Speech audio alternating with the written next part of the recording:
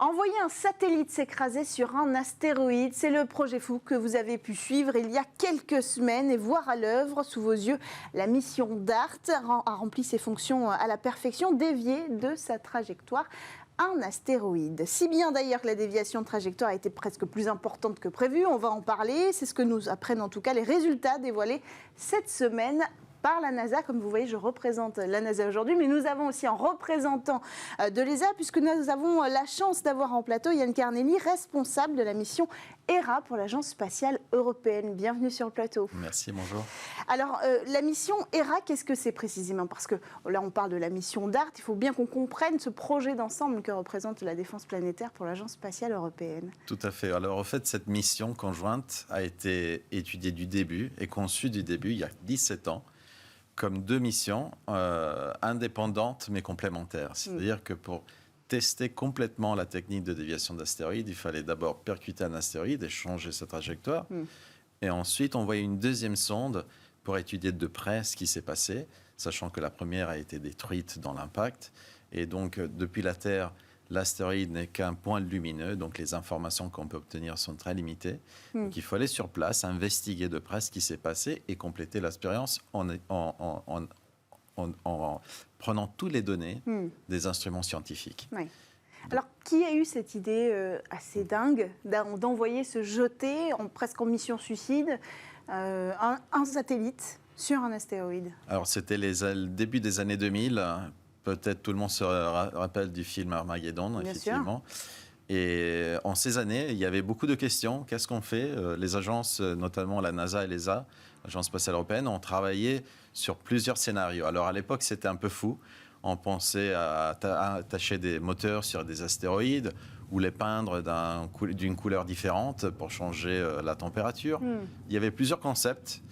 Et l'Agence spatiale européenne a sorti un appel à idées à l'industrie. Et on a fait une sélection. Et finalement, c'est un professeur italien qui s'appelle Andrea Milani, qui est décédé malheureusement il y a quelques années, qui a proposé ce concept avec des industriels de justement tester comment l'interaction avec un astéroïde, donc en percutant et en étudiant. À l'époque, ça s'appelait Don Quichotte, la mission.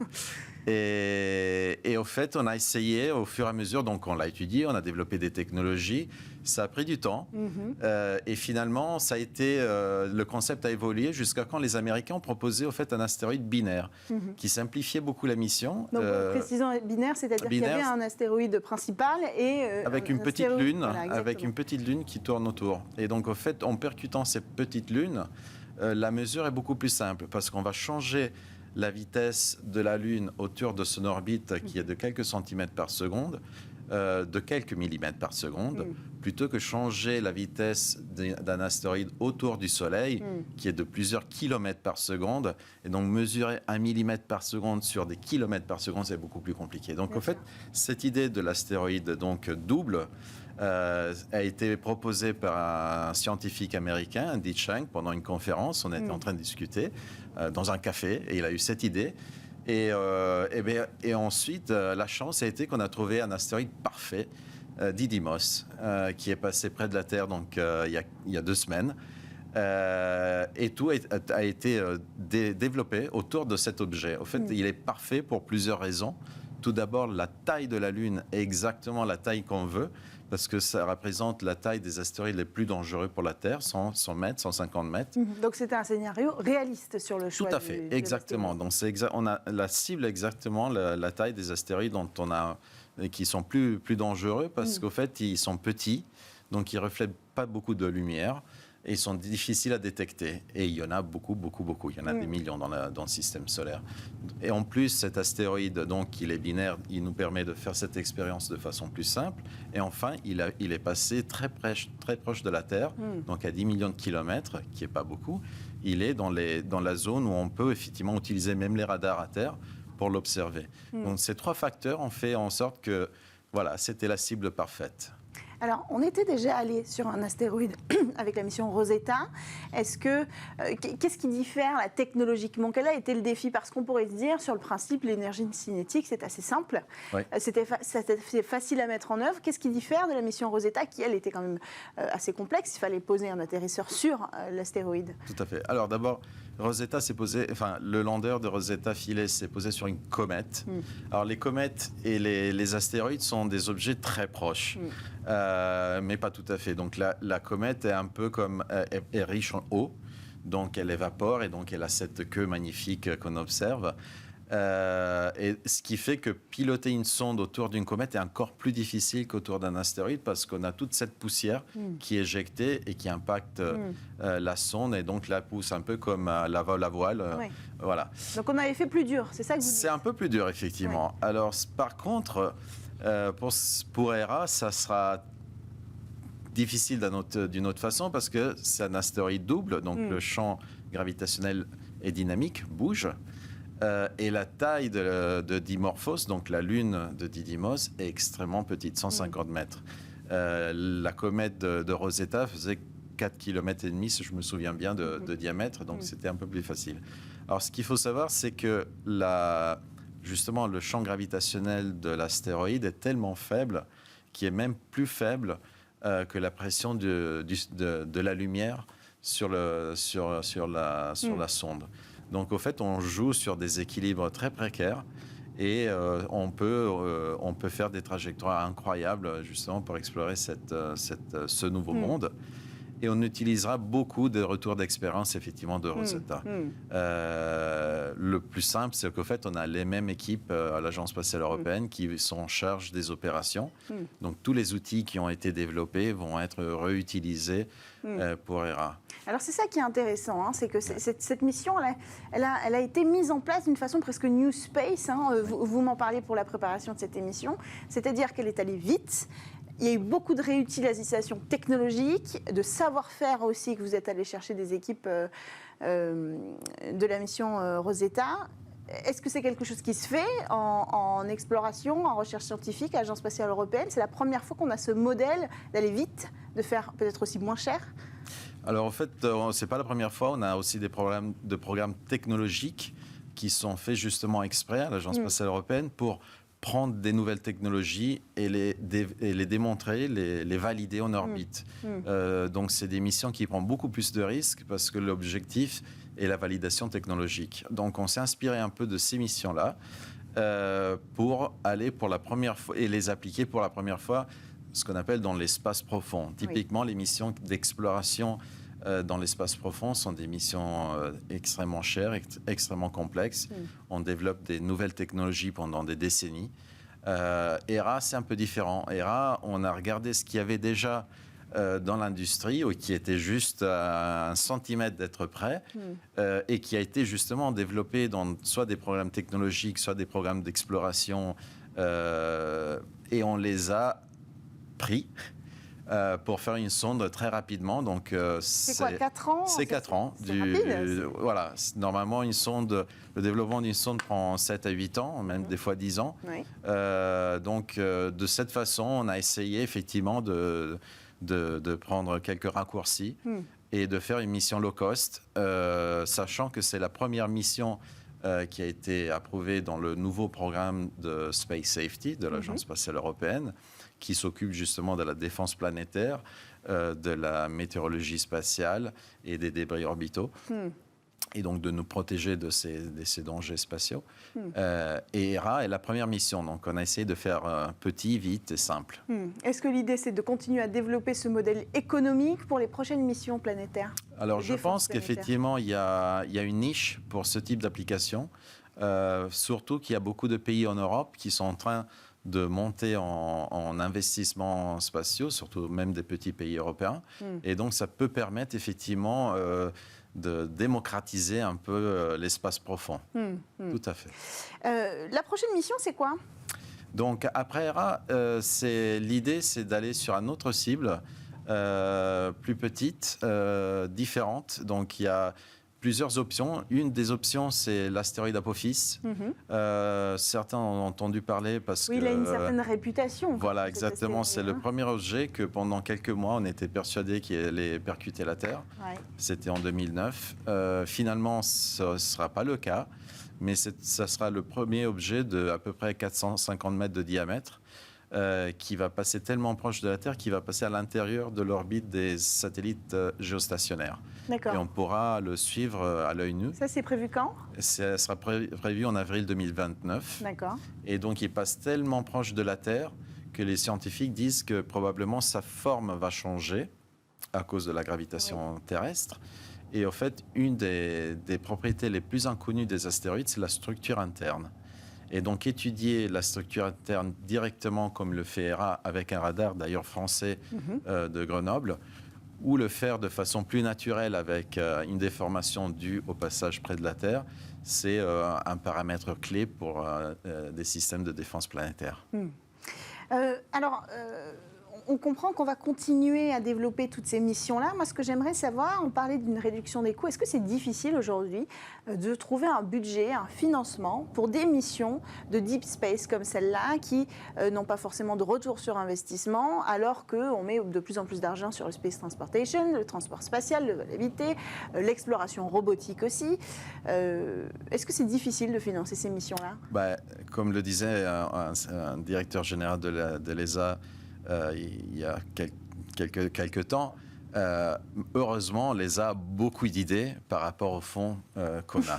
Et je pense que cela est plutôt positif parce que ça veut dire qu'on est une agence riche en termes d'idées, de technologies.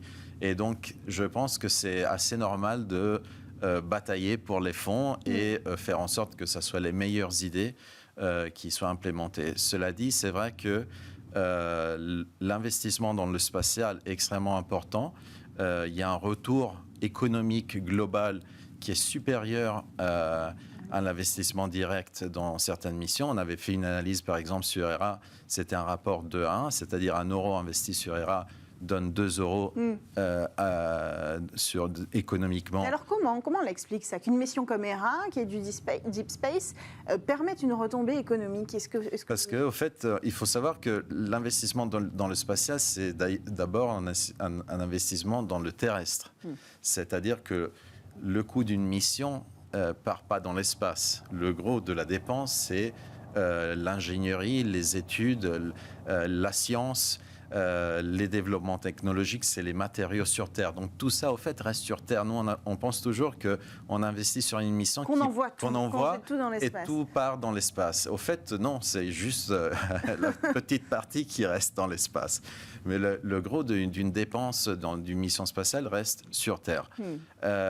Donc ça, déjà, c'est le premier élément. Le deuxième élément, c'est toutes ces technologies. Comme je vous disais, il y a une certaine réutilisation. On pense toujours que le spatial, c'est de l'innovation, mais c'est aussi réutilisé de façon plus intelligente. Donc, au fait, chaque mission permet d'aller un peu plus loin et de rendre un peu moins cher la mission suivante. Donc, il y a plusieurs éléments et évidemment, la science, super importante. Une mission comme ERA va donner du travail à beaucoup de scientifiques pendant des décennies et pas seulement, va inspirer aussi la raison pour laquelle je suis ici aujourd'hui.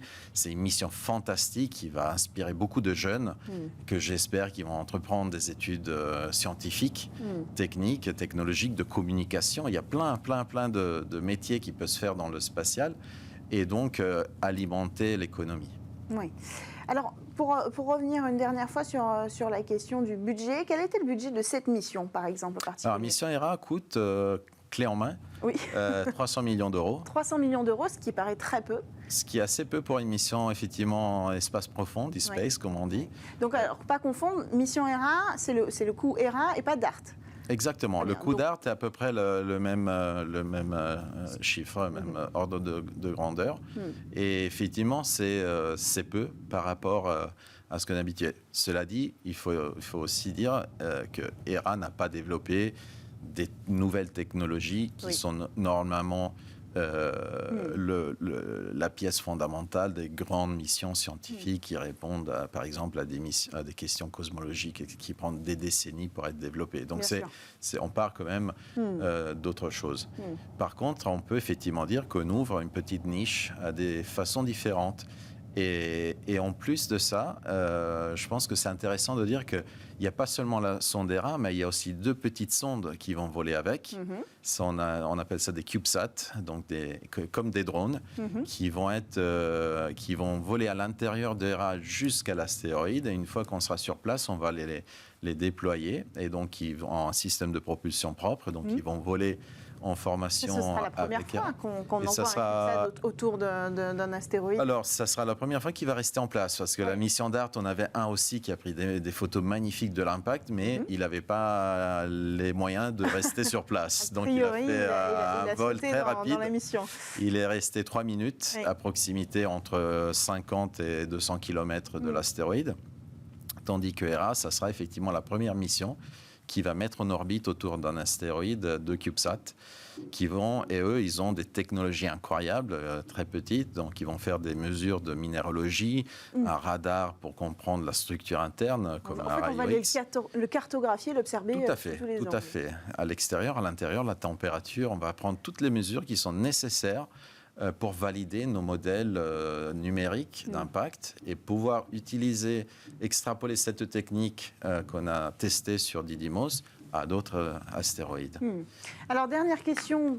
Nous avons une échéance budgétaire le 22 novembre prochain qui a lieu, il se trouve à Paris. C'est la ministérielle, la conférence ministérielle de l'ESA, donc qui réunit les ministres du secteur spatial de chaque pays membre pour voter le budget sur les 3 prochaines années. 18 milliards, à peu près 18,7 précisément, a été demandé par Joseph H. Barrer.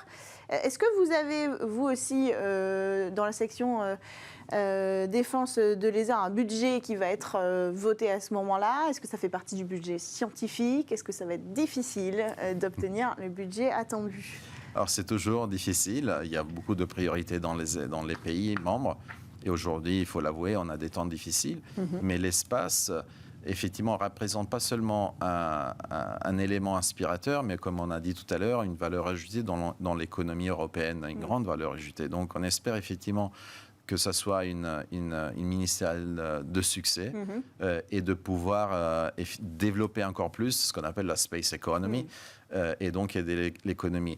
Le volet de space safety de l'ESA est un volet à part, donc ce n'est pas le budget scientifique, c'est un budget séparé. Et on s'attend effectivement, comme c'est un programme nouveau, il y a beaucoup de choses à faire. D'un côté, terminer le système de défense planétaire, qui n'est pas seulement la déviation, mais aussi un réseau de télescopes pour scruter le ciel et détecter les astéroïdes. Il y a une mission pour étudier le Soleil et il y a aussi toutes les activités des débris. Donc effectivement, on s'attend à un grand succès. Bon, merci beaucoup Yann Carnelli d'avoir pris le temps de venir répondre à nos questions sur le plateau de Smart Space. Je rappelle que vous êtes responsable de la mission Hera pour l'Agence spatiale européenne. Merci à tous de nous avoir suivis pour cette édition de Smart Space. On se retrouve la semaine prochaine, vendredi prochain, pour une nouvelle émission. En attendant, vous pouvez nous voir sur bismart.fr et nous écouter sur toutes les plateformes de podcast. À très vite.